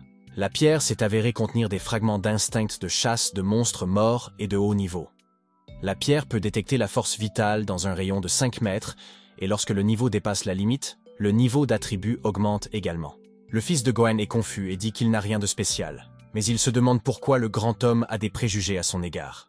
Le fils de Gohan a regardé autour de lui et s'est rendu compte qu'il n'y avait rien de spécial dans la pièce, à l'exception d'une cuisine. Puis, il a ouvert une pièce qui s'est avérée contenir beaucoup d'armes. Le fils de Gohan était très raide en regardant l'arme, et pensait que le grand homme devait être très riche parce qu'il avait tout. Le fils de Gohan entra dans la pièce et reçut une notification indiquant qu'il s'agissait d'un donjon du village qui fournissait des objets aux membres du clan. Le fils de Gohan a pu trouver de nombreux objets utiles à cet endroit. Lorsqu'il se trouvait dans cette pièce, le fils de Gohan avait l'impression que l'endroit lui appartenait. Ce jeune homme s'est rendu compte que les objets qui s'y trouvaient étaient très utiles. En regardant autour de lui, le fils de Gohan a été surpris, car dans la pièce, il y avait aussi une lance adamantienne qu'il fallait acheter pour 3000 ballons. Le public se moque de la lance, car elle semble prouver que le fils de Gohan en est le propriétaire. Le jeune homme s'est approché de la lance et a examiné attentivement chaque égratignure, jusqu'à ce qu'il se rende compte que la lance lui appartenait vraiment. Le fils de Gohan a regardé toutes les armes dans la pièce, et s'est demandé si le grand 10 n'avait pas volé toutes les armes qui s'y trouvaient. Le fils de Gohan a pris la bouteille de vin et a dit que son comportement ne pouvait pas être considéré comme du vol parce qu'il voulait seulement reprendre ce qui lui appartenait. Le public a demandé au fils de Gohan de penser d'abord logiquement et de ne pas blasphémer immédiatement le grand homme. Le fils de Gohan a pris la bouteille et a essayé de frapper la barrière de verre de sa lance. Mais en fin de compte, la bouteille lui a été renvoyée en pleine figure. Le système apparaît et demande si vous voulez acheter une lance adamantine renforcée. Un coupon de réduction de 50% du magasin du village peut être utilisé pour acheter une lance pour seulement 1500 ballons en tissu. Le fils de Gohan s'est levé et a rapidement crié que c'était très ennuyeux. Il s'est alors dit qu'il valait mieux qu'il sorte d'abord et qu'il aille voir ailleurs. Mais ses intentions changent à nouveau lorsqu'il aperçoit un bijou qu'il pensait impossible à trouver dans cet endroit. Apparemment, il s'agit d'une mystérieuse gemme d'améthyste. La gemme coûte 4000 ballons. Le fils de Gohan a demandé comment le prix de la gemme pouvait être plus élevé que celui de la lance adamantine renforcée. Etis ne peut malheureusement pas acheter quelque chose d'aussi inutile que ce cristal. Agacé, ce jeune homme dit que les bijoux ne sont que des objets usagés. Non loin de l'endroit où se trouvait la gemme, le fils de Gohan a vu une gemme rouge qui pouvait augmenter l'évolution. La gemme ne coûte même que 500 ballons. Le fils de Gohan était très heureux de pouvoir enfin faire évoluer sa tortue mystique. Soudain, le système a signalé que l'instinct de chasseur d'un autre personnage s'était réveillé, et la force vitale a été détectée à portée. Apparemment, le grand homme s'était réveillé et s'était immédiatement placé devant le fils de Gohan pour le frapper avec une bouteille. Cela a clairement blessé la tête du fils de Gohan et il a de nouveau perdu connaissance. À table, le grand homme ordonne à nouveau au fils de Gohan de manger grossièrement. Si le jeune homme refusait, il préparerait une autre grande assiette de riz frit. Le fils de Gohan se plaint un peu parce que le menu d'aujourd'hui est le même riz frit que celui d'hier. Le grand homme a répondu nonchalamment que le menu du lendemain était également composé de riz frit. Le grand homme a demandé au fils de Gohan de s'y habituer, car il devra désormais passer le reste de son temps dans cet endroit. Le fils de Gohan a souri en entendant cela. Il a demandé si ce n'était pas parce que le riz frit était préparé avec une variante différente. Avant cela, le jeune homme a remercié le grand homme d'avoir accepté de cuisiner pour lui. Mais le grand homme était toujours en colère et demanda au fils de Gohan une cuillère s'il était toujours réticent à manger. Le fils de Gohan a fini par dire que le grand homme n'avait pas besoin de reprendre les objets qu'il avait donnés. Puis, il s'est mis à manger avec avidité. Tout en mangeant du riz, ce jeune homme s'est souvenu que c'était le 14e jour qu'il était enfermé dans cet endroit. Il essaya de demander au grand homme s'il ne pouvait pas manger dans des assiettes séparées, comme avant. Le grand homme a immédiatement traité le fils de Gohan de vilain enfant parce qu'il allait certainement utiliser à nouveau des somnifères. Mais le fils de Gohan a essayé de sourire et de nier. Après le repas, le fils de Gohan a essayé de proposer son aide pour faire la vaisselle. Mais le grand homme insiste sur le fait que la cuisine est sous sa responsabilité. Finalement, le grand homme jette un chiffon sale et demande au fils de Gohan de passer la serpillière. Alors qu'il passait la serpillière, ce jeune homme a appris que plusieurs participants avaient réussi à pénétrer dans les donjons 1 à 6. Ce jeune homme en conclut qu'il y avait déjà 5 personnes dans les donjons 1 à 6 et qu'il n'avait donc pas besoin de se précipiter. Le fils de Gohan propose de préparer le dîner. Mais le grand homme refuse toujours et insiste sur le fait que la cuisine est sous sa responsabilité. Finalement, le fils de Gohan ne put que s'asseoir tranquillement dans le vieux fauteuil du salon. Le jeune homme réfléchit à la manière d'ouvrir la porte de sortie de la maison, comme l'avait fait le grand homme pendant tout ce temps. Il se souvient qu'il faut tourner la poignée de la porte vers la gauche, puis vers la droite, et enfin la tirer vers le bas. Ce jeune homme pensait que le village bleu serait un symbole de longévité. Mais son choix s'est porté sur le village rouge. Il pensait qu'il était impossible qu'un donjon ait 2 thèmes, il pense donc que les indices doivent se trouver dans les 2 villages, à savoir le village rouge et le village bleu. En réfléchissant au village bleu et rouge, le fils de Gohan est arrivé à la conclusion qu'en combinant le rouge et le bleu, on obtenait du violet. Ce jeune homme se souvenait encore que le cristal d'améthyste de la salle d'armes du grand homme était également violet. Le fils de Gohan s'est dit qu'il devait rester calme car, après tout, il ne pourrait découvrir la vérité sur le cristal d'améthyste qu'après l'avoir acheté. Mais avant cela, il devait d'abord confirmer quelque chose. Le soir, le fils de Gohan est allé dans la cuisine et a appelé le grand chef. Comme d'habitude, le grand homme était toujours en colère contre ce que disait le fils de Gohan. Mais le fils de Gohan ne s'en souciait pas et continuait à demander si le grand homme connaissait le clan des protecteurs. Le grand homme fut choqué et demanda immédiatement comment le fils de Gohan connaissait ce mot. Le fils de Gohan répondit que lorsqu'il avait donné au grand homme un médicament pour dormir, celui-ci avait mentionné sans le savoir le clan des protecteurs. Le grand homme a juré et a dit qu'il voulait l'emmener dans sa tombe. Le fils de Gohan a dit avec désinvolture qu'en réalité, le grand homme était encore en vie aujourd'hui. Le fils de Gohan demande alors ce qu'est un clan de protecteurs. Le grand homme dit que le clan est une triste légende du village. Le fils de Gohan demande de quelle légende il s'agit. Le grand homme répond qu'il ne croit pas aux légendes. Le grand homme parlait tout en continuant à faire frire le riz. Lorsque le riz frit fut enfin cuit, il dit au fils de Gohan de le manger immédiatement. Le fils de Gohan a essayé de faire la conversation en demandant quel type de riz frit était servi cette fois-ci. Le grand homme s'est contenté de répondre que le fils de Gohan devait manger tout ce qu'il lui donnait. Mais le fils de Gohan invite le grand homme à manger en premier. Malgré cela, le grand homme refusa et dit au fils de Gouin de manger en premier. Le fils de Gohan savait que le grand homme devait être inquiet. Il a mis plus de somnifères dans sa nourriture. Le grand homme a même ordonné au fils de Gohan de manger en agitant la bouteille de vin devant lui, comme s'il menaçait le fils de Gouin de manger en premier. Pendant que le fils de Gouin mangeait, le grand homme mangeait. Mais au moment où il prend une cuillère, il s'évanouit, et une autre se trouve dans son assiette. La petite tortue du fils de Gouin est sortie de la cuisine, et le propriétaire l'a immédiatement accueillie avec plaisir. Il s'est avéré que la petite tortue était celle qui avait mis des somnifères dans le riz frit. En voyant cela, le public a été clairement surpris, et a demandé comment il était possible que le fils de Gouin ne se soit pas endormi alors qu'il mangeait dans la même assiette. Le fils de Gohan montre une bouteille contenant une potion tonique qui l'empêche de dormir pendant 24 heures après l'avoir consommée. Ensuite, le fils de Gohan est entré dans l'entrepôt d'armes du grand homme. Le fils de Gohan s'est dit qu'il devait immédiatement acheter la gemme d'améthyste et a toujours trouvé un moyen de sortir de cet endroit. Mais avant cela, il voulait acheter un autre article. Bien sûr, il s'agissait d'une pierre précieuse évolutive qu'il donnerait à sa tortue de compagnie. Tout en tenant le joyau rouge, le jeune homme se dit qu'il s'en servirait plus tard, car le vieil homme pouvait se réveiller à tout moment. Mais lorsque le fils de Gohan se dirigea vers la gemme d'améthyste, ce jeune homme fut désemparé car la gemme n'était plus là. Il ne sait plus où est le joyau et se demande où il peut bien se trouver. Le fils de Gohan devine que le grand homme a dû cacher le bijou. Mais très vite, le cristal réapparaît. Avant d'acheter le cristal, ce jeune homme s'est dit que si le cristal d'améthyste n'était pas l'objet destiné à s'enfuir, le public n'aurait qu'à partir et tout serait terminé. Pendant ce temps, le fils de Gohan doit manger le riz frit pour toujours. Le système apparaît et demande si le fils de Gohan veut acheter une pierre précieuse améthyste. Le cristal peut maintenant être acheté pour seulement 2000 gallons ainsi qu'un coupon de réduction supplémentaire du magasin. Le fils de Gouin a rejeté l'offre du système et a insisté sur le fait que la pierre précieuse qu'il avait devant lui était réelle et qu'il croyait en cette pierre. Après avoir trouvé la pierre précieuse, il l'a prise et avait l'intention de l'emporter et de l'utiliser plus tard.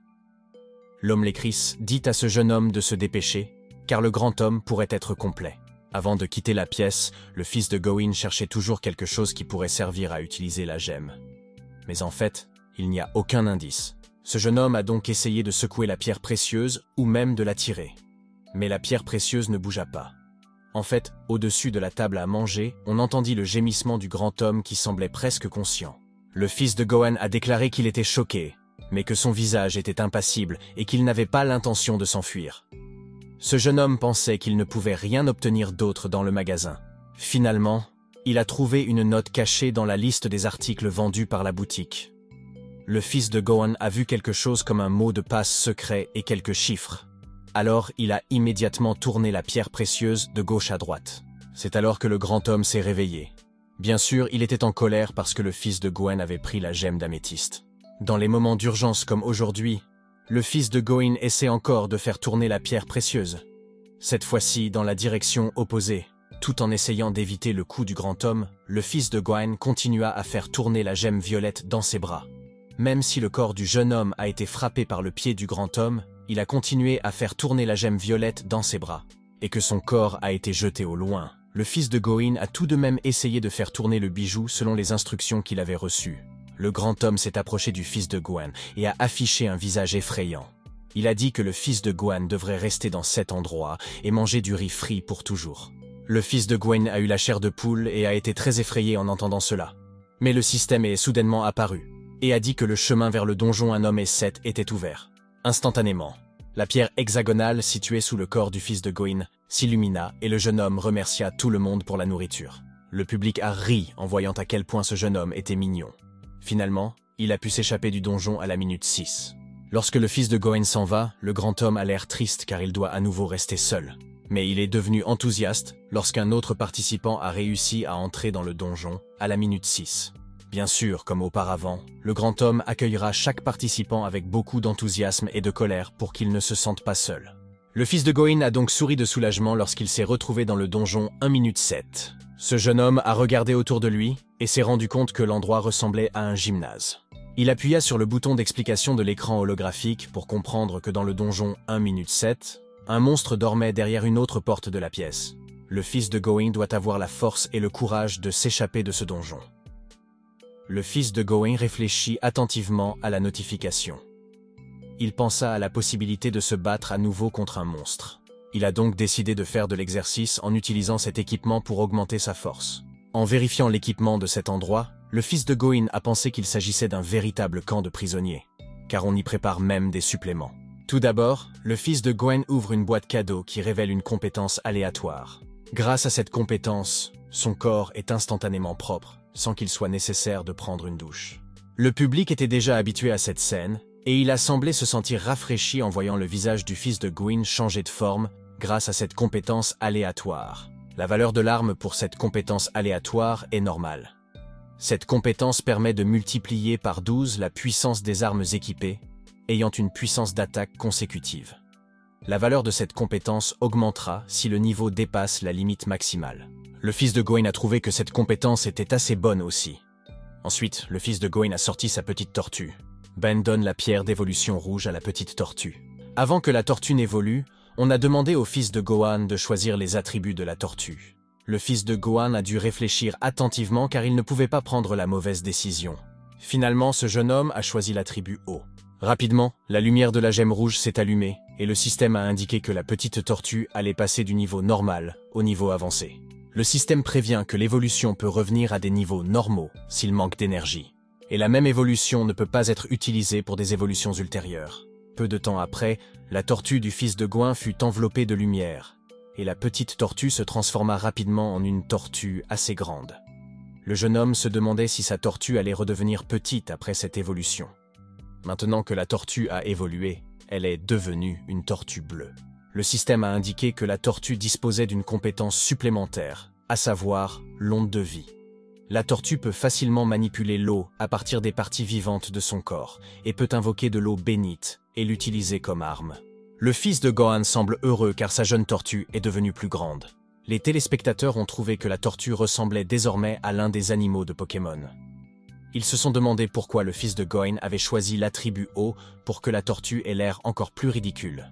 Le fils de Gohan a répondu à l'affirmation du public qu'il n'y avait pas de raison spécifique pour laquelle il avait choisi l'attribut eau.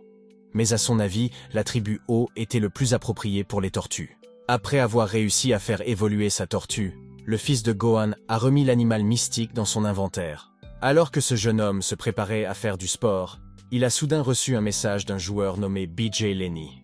La mystérieuse jeune fille dit qu'elle surveille le fils de Gohan depuis la première fois qu'il est entré dans l'établissement. Il a également affirmé appartenir au clan du sang, une guilde reconnue par Lord Hades, le personnage qui est à l'origine de Styx River TV. Le fils de Gohan a été surpris d'entendre parler de la guilde. La femme explique qu'ils n'ont pu envoyer un tel message au fils de Gohan que parce qu'il a choisi le village rouge sous leur administration. Le village rouge appartient au clan du sang. C'est pourquoi la notification mentionnait la bénédiction du clan. La mystérieuse femme a ensuite expliqué que le clan du sang et toutes les autres guildes envisageaient de s'échapper du donjon, et qu'ils avaient donc invité le fils de Gohan à se joindre à eux, afin qu'il puisse répondre à toutes ces questions quand il le souhaiterait.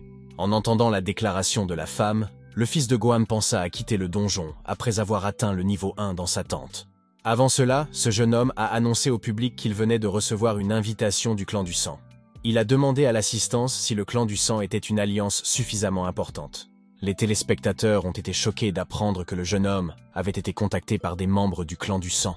Pendant ce temps, la beauté vient d'entrer dans le village bleu. Le fils de Gohan décide de réfléchir à l'offre plus tard, car il doit penser à ce dont il a besoin pour l'instant, à savoir s'échapper des donjons 1 par 7. Le jeune homme s'approcha de la porte et sentit la force vitale détectée à proximité. Avec la moitié de son âme de mort-vivant, ce jeune homme pouvait se rendre compte des instincts de chasse extrêmement puissants qui l'entouraient. Maintenant, il était sûr qu'il y avait un monstre derrière cette porte. Le système est apparu et a notifié que la faible Manticore faisait une sieste. Le fils de Gohan veut-il entrer maintenant ? Ce jeune homme a pu retourner aux toilettes après y être entré pendant 5 minutes. Le fils de Gohan a finalement décidé de franchir la porte. Rapidement, le sol hexagonal sous ses pieds s'illumine et il passe de l'autre côté de la pièce. Immédiatement, le jeune homme fut choqué de voir un très grand monstre lion dormir juste devant lui. Le fils de Gohan vient de réaliser qu'il s'agit de ce qu'on appelle un monstre manticore. Le public rit de l'insouciance de ce jeune homme qui agit toujours de manière imprudente avant d'avoir bien réfléchi. Le fils de Gohan ouvrit immédiatement la boutique pour voir quel équipement il pourrait utiliser pour combattre le monstre. Le fils de Gohan eut l'air frustré lorsqu'il vit qu'il n'y avait qu'une lance de cristal ordinaire. Ce jeune homme aurait aimé avoir encore cette lance d'adamantine renforcée. Malgré tout, le jeune homme a tout de même pris la petite lance, car c'était la seule arme dont il disposait pour se défendre. Le fils de Gohan passa lentement devant le monstre, quand soudain, la tête du monstre se mit à trembler. Le nez a bougé, et il a craché de la salive de sa bouche. Le public s'exclame et discute lorsqu'il voit le visage du fils de Gohan entièrement recouvert de la salive de la manticore. Après avoir craché, la manticore s'endormit à nouveau. Le fils de Gohan augmenta immédiatement son pouvoir de concentration pour être plus calme. Il sentait maintenant que sa tête était plus légère et ne s'inquiétait plus de bouger. Ce jeune homme a regardé autour de lui et s'est rendu compte que des mauvaises herbes poussaient déjà sur le sol. L'herbe poussait parce que l'arène de gladiateurs était vieille et qu'il y avait de l'eau qui coulait d'en haut. Mais curieusement, la température à cet endroit était assez froide. Le fils de Gohan a soudain décidé qu'il ne voulait pas agir maintenant et qu'il reviendrait 2 minutes plus tard avec une plante plus mûre. Les téléspectateurs ont été déçus et ont commencé à quitter la chaîne du fils de Gohan. Ce jeune homme a même été choqué parce que certains téléspectateurs l'ont forcé à quitter la chaîne en direct. D'autres ont expliqué que, parce qu'ils avaient regardé le fils de Gohan en direct pendant trop longtemps, c'était comme si leur chaîne était forcée d'être toujours connectée à la chaîne du fils de Gohan. S'ils veulent en sortir, ils doivent donc se forcer. Soudain, un personnage portant le surnom de Bialini s'est joint à la surveillance de la chaîne du fils de Gohan. Le choc n'étant pas terminé, le système a soudain déclenché une alarme d'urgence. Le fils de Gohan sut immédiatement que le monstre manticore derrière lui allait se réveiller. Bien sûr, lorsque le jeune homme se retourna, le monstre ouvrit immédiatement la bouche. Il semblait qu'un combat entre eux était inévitable à présent.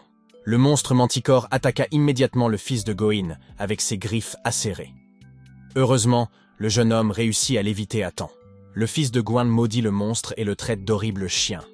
Quand ce jeune homme fut désespéré, Bialini a incliné 100 ballons et l'a encouragé. La manticore continuait d'essayer d'attaquer le fils de Gohan avec ses grands bras. Le jeune homme avait même du mal à l'éviter. Malheureusement, il n'a pas pu sortir de la pièce avant la fin de la minute restante. Le fils de Gohan n'a pu que continuer à courir pour sauver sa vie. À ce moment-là, le fils de Gohan pense que la course à pied est ennuyeuse. Ce jeune homme a décidé de voir une ouverture et a fait un virage rapide. De cette façon, il pouvait voir la fente dans l'estomac du monstre. Le fils de Gohan changea immédiatement sa lance en épée et pensa qu'il était la seule personne à avoir une épée, qui avait détruit la lune. Il était déterminé à vaincre ce monstre également. Mais ce à quoi le jeune homme ne s'attendait pas, c'est que l'armure de la manticore était trop solide pour sa lance. Parce que son attaque n'a pas fonctionné, le monstre manticore était furieux d'avoir été manipulé de la sorte. À la vitesse de l'éclair, le monstre a blessé le corps du fils de Gohan et l'a jeté facilement. Le corps du fils de Gohan a été projeté à plusieurs mètres de là. Et à un moment donné, il y a eu pas mal de gouttes de sang. Ce jeune homme a l'air faible et réfléchit à ce qu'il doit faire maintenant. Dans un tel moment, il devrait immédiatement s'enfuir. Mais finalement, le système est apparu et a demandé que 5 minutes se soient écoulées. Le fils de Monsieur Gohan veut-il retourner dans la salle d'attente maintenant? Le jeune homme s'empresse de répondre, bien sûr. Il fut alors téléporté avant que les griffes acérées de la manticore ne blessent encore plus son corps. Dans la salle d'attente, le fils de Gohan semble fatigué et faible. Le système semble notifier que le fils de Gohan a échoué au premier essai. Le système prévient également que la manticore affaiblie retrouvera immédiatement sa santé après s'être réveillé. Le fils de Gohan fut choqué d'entendre cela. Il en conclut qu'il n'avait aucune chance de gagner contre un monstre aussi extraordinaire. Même si le monstre est faible, il est très difficile à vaincre, surtout lorsqu'il se rétablit. Comme d'habitude, dans ces moments-là, le public se moque de l'état de santé du fils de Gohan. Ils se sont moqués du fils de Gohan, qui devait avoir envie de pleurer. Malgré les commentaires acerbes du public, le fils de Gohan semble réfléchir sérieusement. Plus tôt, il avait eu une idée approximative de la disposition de la pièce, et il semblait avoir vu la sortie. Mais pour l'instant, le fils de Gohan a sorti la tortue mystique de son investissement et a demandé à la mignonne créature de l'aider à soigner ses blessures. Le public a fait remarquer que la tortue trichait un peu au jeu du fils de Gohan. Voyant que le fils de Gohan était blessé, Beiji-Lenny a continué à lui donner 100 ballons tout en l'encourageant. La mystérieuse femme a continué à donner des ballons à la surprise de plusieurs autres téléspectateurs. Le fils de Gohan était heureux de recevoir autant de prix. Ce jeune homme s'est même incliné pour remercier le personnage nommé Beiji-Lenny. Les téléspectateurs ont fait remarquer que le clan du sang faisait étalage de sa richesse. Et selon le public, c'est le monopole d'une union bien développée. Pour animer davantage l'atmosphère, Beiji Lenny a continué à distribuer 100 ballons en disant que tout le monde était invité à regarder l'émission et qu'elle continuerait à animer l'atmosphère jusqu'à ce qu'elle ait lâché 1000 ballons. Le fils de Goin a été choqué par l'attitude de Beiji Lenny. Ce jeune homme pensait que des choses étranges se produisaient soudainement. Même si, au départ, c'est Monsieur Socrate qui était considéré comme le seul fan classé numéro 1 du fils de Goin. Monsieur Socrate apparaît soudain et donne 100 ballons tout en faisant remarquer que quelqu'un a dit des bêtises dans son dos. Beiji Lenny offre 100 ballons en demandant si Monsieur Socrate est son manager, mais s'il est sûr d'être le plus grand fan du fils de Gohan. Monsieur Socrate a offert 100 ballons en disant qu'il était le plus grand supporter à ce jour puisque le fils de Gohan était encore un débutant. Beiji Lenny a donné au fils de Goin 100 ballons supplémentaires, tout en disant que Monsieur Socrate ne devait pas trop dépenser en raison de sa très mauvaise situation économique actuelle. Et cela ne ferait qu'embarrasser Monsieur Socrate lui-même. Le fils de Gohan est choqué d'entendre la conversation entre les deux hommes. Ne voulant pas être considéré comme un failli, Monsieur Socrate a immédiatement donné 100 ballons au fils de Gohan, en disant qu'il était le fan numéro 1 qui n'avait jamais eu à se soucier de payer quoi que ce soit. Même le système du débutant est que Monsieur Socrate est le plus grand fan du fils de Gohan. Le fils de Gohan s'est immédiatement incliné et a remercié les deux personnes qui lui avaient offert de nombreux cadeaux. Ce jeune homme a promis qu'il serait le meilleur et qu'il donnerait le meilleur de lui-même. Le système est apparu et a annoncé que toutes les statistiques de ce jeune homme avaient augmenté de 1%. Le fils de Gohan était très heureux d'entendre cela. Son corps entier émet soudain une lumière jaune qui lui donne l'impression d'être fort et le rafraîchit. Comme toutes ces statistiques ont augmenté, le fils de Gohan utilise immédiatement son temps pour faire de l'exercice, soulevant de nombreux poids. Même si tous les muscles de ses bras et de son corps se tordaient, le jeune homme n'a pas abandonné et a continué à faire de l'exercice. Le public a même pensé que le jeune homme commençait à devenir fou de sport. Lorsqu'il a senti que son corps ne pouvait plus supporter de soulever un tel poids, le fils de Gohan a lentement déposé le poids qu'il portait depuis longtemps. Ce jeune homme a ensuite bu un liquide protéiné qui lui a donné immédiatement une sensation de fraîcheur. Beiji Lenny a immédiatement donné 50 ballons à ce jeune homme et a félicité le fils de Gohan pour son entraînement intensif aujourd'hui. Le fils de Gohan a remercié la femme puis, avec un sourire confiant, a dit qu'il était temps de retourner dans la cage aux tigres. Avant cela, le fils de Gohan s'est regardé dans le miroir et s'est dit qu'il allait y aller avec un plan bien réfléchi. Tout d'abord, il a développé sa force musculaire en faisant de l'exercice et en mangeant des protéines. Dans un deuxième temps, il attirera l'homme pour capter son attention en lançant un appât de haute qualité. Puis, la troisième fois, il utilisera la sortie de l'autre côté de l'arène. Mais ce jeune homme a été très surpris lorsqu'il a vu qu'il y avait une pelle dans le magasin. Le moment venu, le système demande enfin si le fils de Gohan veut entrer dans la cage du tigre maintenant. En toute confiance, ce jeune homme a répondu par l'affirmative. Actuellement, il est de nouveau confronté à un monstre manticore qui est prêt à le combattre. Affronter un gros monstre qui le regardait avec colère effrayait encore le fils de Gohan, même s'il avait déjà un plan minutieux. Sans hésiter, le monstre tigre géant attaqua immédiatement le fils de Gohan. Cette fois, le jeune homme aux cheveux noirs retira immédiatement la nourriture de qualité et la jeta de l'autre côté du monstre manticore. Le cancer est considéré comme un monstre qui se retourne immédiatement pour déguster son encas avec une grande concentration. Le public a même ri du comportement du grand monstre lion. L'un des spectateurs a déclaré que la nourriture de haute qualité se trouvait dans le magasin, non sans raison. Apparemment parce que le monstre manticore aimait vraiment ce type de nourriture. Lorsque l'attention du monstre a été détournée, le fils de Gohan a immédiatement marché lentement devant le monstre et a prévu de courir vers la sortie qui était maintenant visible devant lui. Mais soudain, le monstre se retourna d'un air alerte. Le fils de Gohan se tait immédiatement sur place. Le jeune homme espérait que le monstre continuerait à manger et arrêterait de le regarder comme ça. Lorsque le monstre s'est finalement remis à manger, le fils de Gohan a poussé un soupir de soulagement. Le fils de Gohan soupçonnait que la distance de plusieurs mètres par rapport à la sortie avait modifié la vitesse d'alimentation du monstre. Par curiosité, le fils de Gohan tente de faire un nouveau pas, ce qui fait grogner le monstre manticore. Sa supposition s'est avérée exacte. Le monstre deviendrait fou furieux s'il restait à une certaine distance de la sortie. Mais ce jeune homme a décidé de ne pas y penser et de courir vers la sortie. En conséquence, le monstre manticore le poursuivit à nouveau et l'attaqua dans le dos avec des griffes acérées. Le fils de Gohan a sauté dans la sortie avec son dos blessé. Il s'est alors rendu compte qu'il mourrait s'il était un peu en retard. Au moment de choisir la pièce à utiliser, j'ai été surpris de voir qu'il n'y avait pas de porte dans la pièce, ce qui signifie qu'il n'a pas trouvé la sortie. Les téléspectateurs ont fait remarquer que si le fils de Gawain ne pouvait pas s'échapper de cet endroit, personne ne pourrait le faire.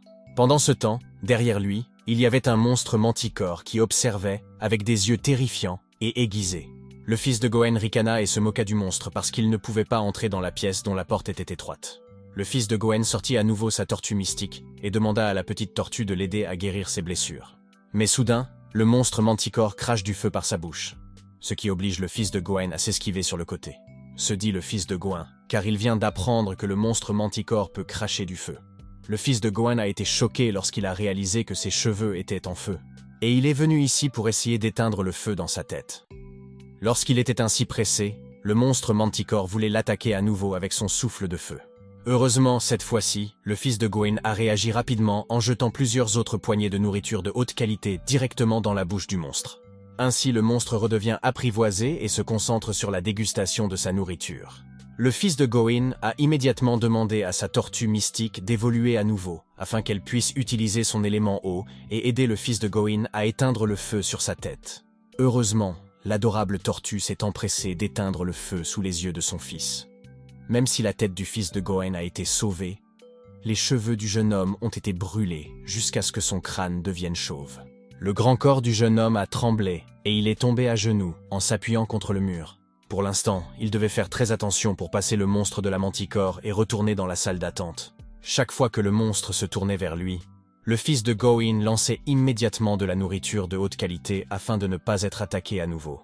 Aujourd'hui, le fils de Gawain se tient devant le miroir de la salle d'attente. Cet homme adulte a pleuré parce qu'il a perdu ses cheveux.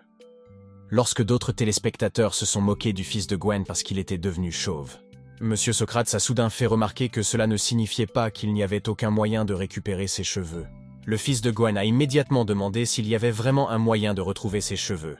En donnant 10 ballons, Monsieur Socrate a répondu que le jeune homme n'avait qu'à retourner au donjon 1-1 pour acheter un booster. Il était évident que le fils de Gawain transpirait et devenait de plus en plus frustré en entendant cela. Selon lui, tout est terminé. Chaque fois qu'il touchait son crâne chauve et douloureux, le jeune homme hurlait de frustration. Le fils de Gawain s'est assis sur le sol pendant un long moment, jusqu'à ce que le sentiment de tristesse commence à s'estomper. Ce jeune homme disait que ce donjon était vraiment difficile. Le système lui avait également dit qu'après le premier échec, le monstre manticore deviendrait encore plus fort. Et il s'avère que c'est vrai. Le monstre est devenu plus puissant qu'avant. Mais ce jeune homme a alors remarqué quelques petits détails comme le sol de l'arène qui se fissurait et l'herbe sauvage qui mourait. Le fils de Gawain se demande si le monstre manticore est toujours le même. Le fils de Gawain s'appuie sur le mur en signe de résignation et dit que parce qu'il ne comprend pas la situation, celle-ci devient encore plus difficile. Vijay Leni a continué à donner des ballons au fils de Gawain, tout en lui rappelant qu'il avait toujours le cristal d'améthyste. Le fils de Gawain a eu l'air confus en entendant le commentaire de Mademoiselle Leni. Mademoiselle Leni a alors expliqué que le cristal d'améthyste avait reçu la bénédiction de leur clan. Le fils de Gawain n'a donc besoin que d'une grande concentration pour l'activer. Le fils de Gawain a immédiatement pris la pierre précieuse dans son inventaire et a essayé de se concentrer dessus, jusqu'à ce que la pierre d'améthyste lui rende la santé et le rend plus calme. Grâce à la gemme d'améthyste, le cœur du fils de Gawain est plus sain et plus calme. Grâce à cela, le fils de Gawain est immédiatement monté sur la pierre de téléportation et le système lui a demandé s'il voulait à nouveau entrer dans l'arène de la Manticore. Le public a même été surpris de voir à quelle vitesse ce jeune homme a changé d'attitude. Selon eux, le pouvoir de la gemme d'améthyste est extraordinaire. Après être entré dans l'arène et s'être retrouvé face à face avec le monstre Manticore, le fils de Gawain a déclaré qu'il mettrait fin au combat maintenant et pour toujours. Avant cela, ce jeune homme a pris de la nourriture de qualité dans l'inventaire et a demandé à la créature de se concentrer sur la nourriture.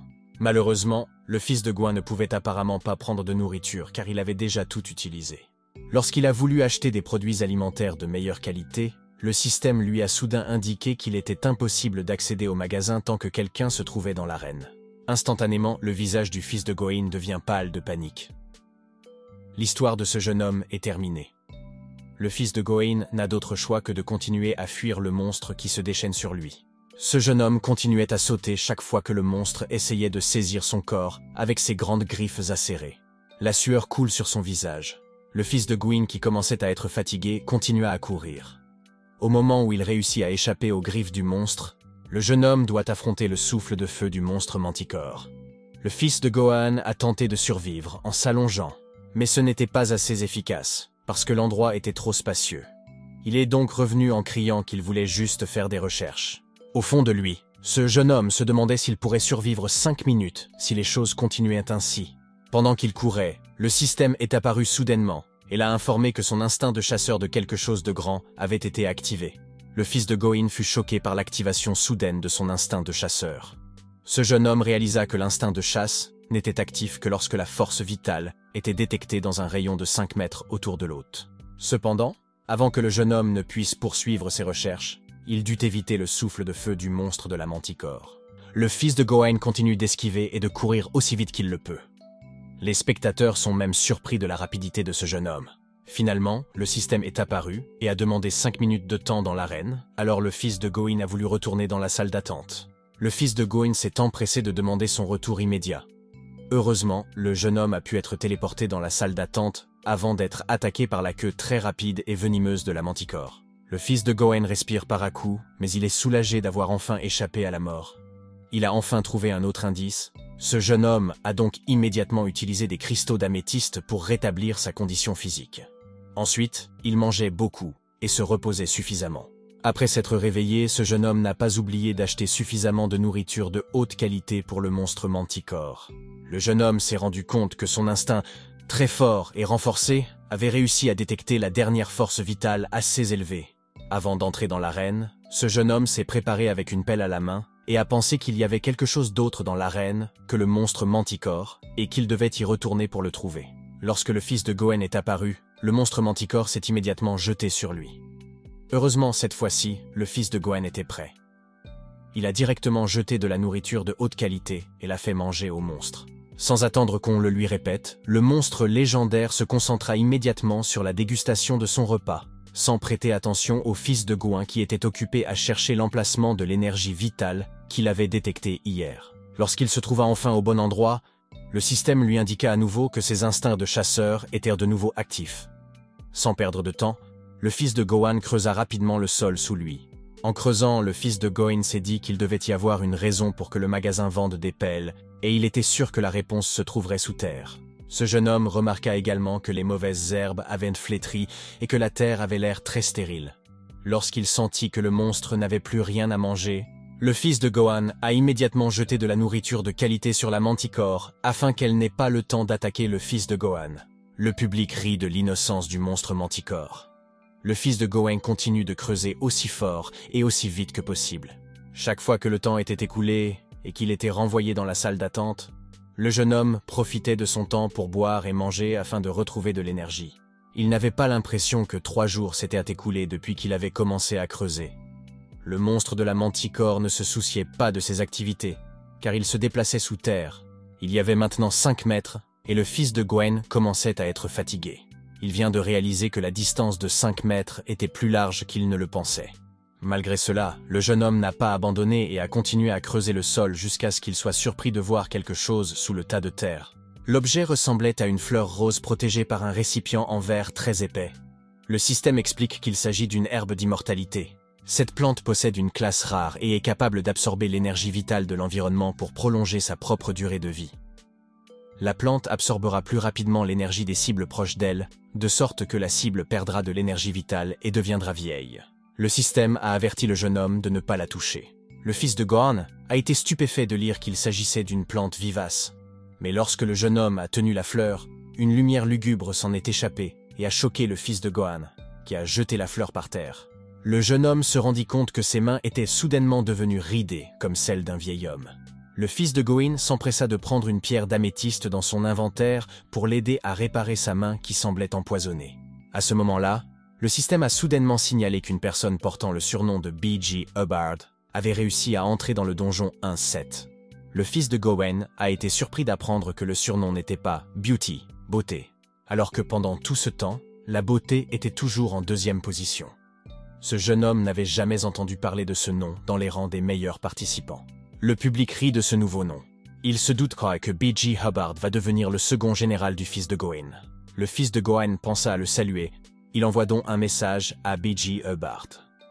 Pendant ce temps, dans sa chambre, un homme portant un chapeau de toge a été vu entrant calmement dans la salle d'attente du donjon 1-7.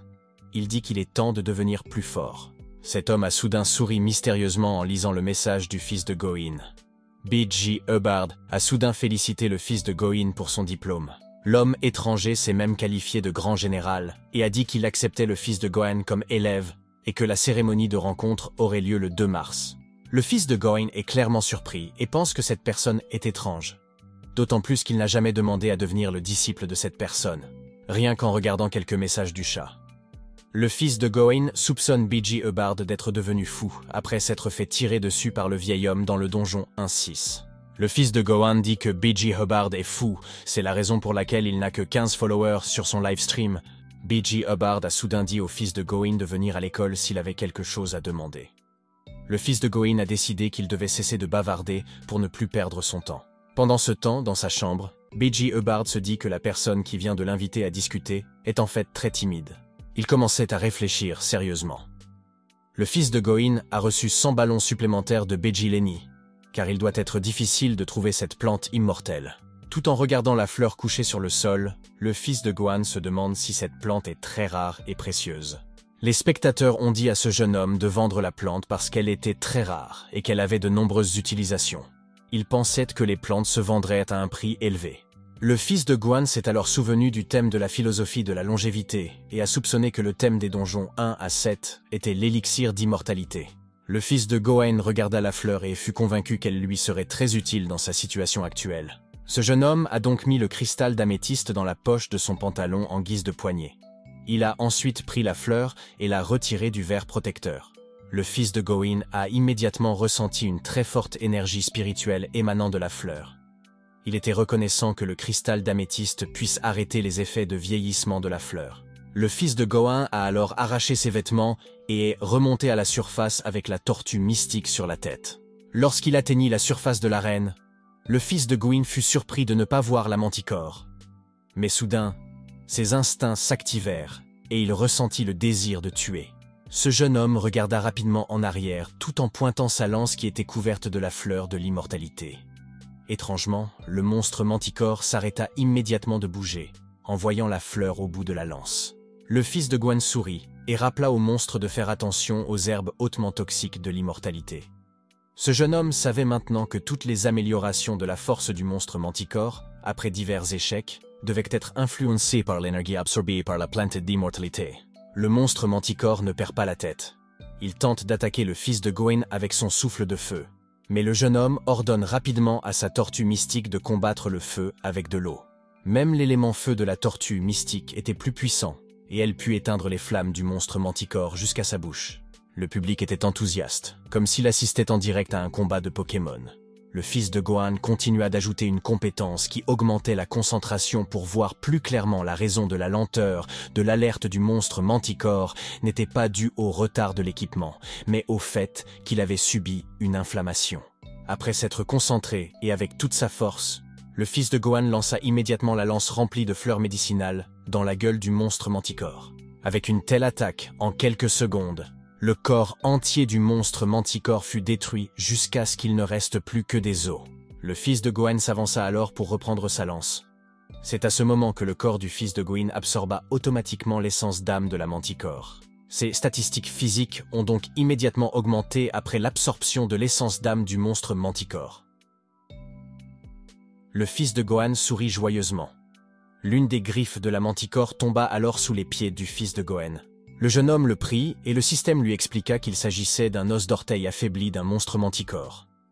L'os avait une classe avancée et était connu comme un objet assez robuste mais léger à porter, il garda donc l'os. Le fils de Gohan regarda le statut de ses fenêtres et réalisa que son niveau de compétence avait également augmenté.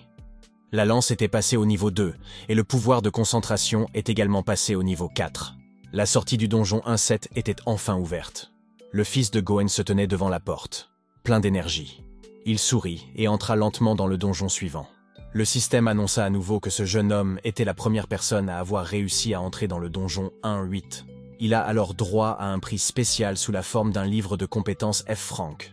Ce donjon n'est désormais accessible qu'à 29 participants. Le fils de Gohan sourit joyeusement parce qu'il était à nouveau en première place. Ce jeune homme pensait que c'était parce qu'il était si grand et si talentueux. Ce jeune homme riait à gorge déployée jusqu'à ce que, soudain, il tombe et aperçoive un troupeau de cerfs devant lui.